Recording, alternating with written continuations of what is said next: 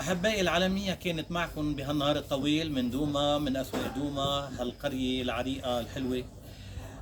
محطتنا هلأ هي مع سيدة فيكتوريا زحلاوي. لما بنقول الزحلاوي بدوما يعني عم نحكي عن تاريخ صناعة البوظة.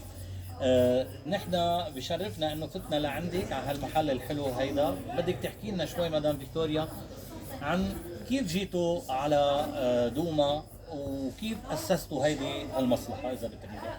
أول شيء أهلا وسهلا فيكم بدوما وبمحل الزحليوي كمان.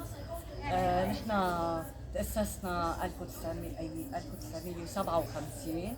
الوالد اللي أسس اللي هو سمعان الزحلاوي بلش بشيء صغير، كان دق على الإيد، كان بوزة حليب معزة نجيب، كان كلها بوزة دق. هلا شوي تطورنا، بتعرف العصر تطور هيك اكيد، وتكنولوجيا. تكنولوجيا وهيك، بس برضه بعدنا على عم القديم. تشتغلوا بالاصاله وبالمواد المضبوطه. مظبوط، هو هيك، والفواكه وبتعرف كل شيء.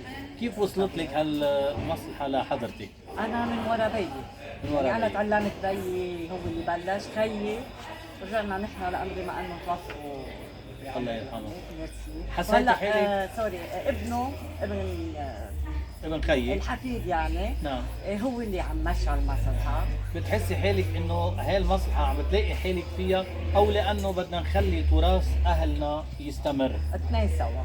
اثنين سوا. اثنين سوا، اكيد بدنا نخلي بيي واسمه والمحل يضل موجود، وبالاضافه لنحن كمان عم نحب المسرحه يعني. نعم، نعم. وابن خيي اللي هو هلا موجود هو كمان حب المسرحه مع انه بعده شاب صغير بس.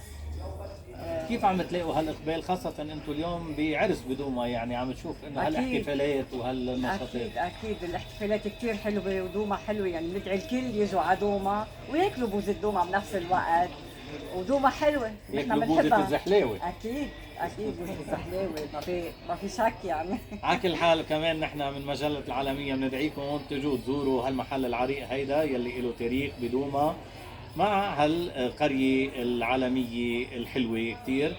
تابعونا على مواقعنا على العالمية يوتيوب، وكل مواقعنا الإلكترونية والجروبات تبعنا.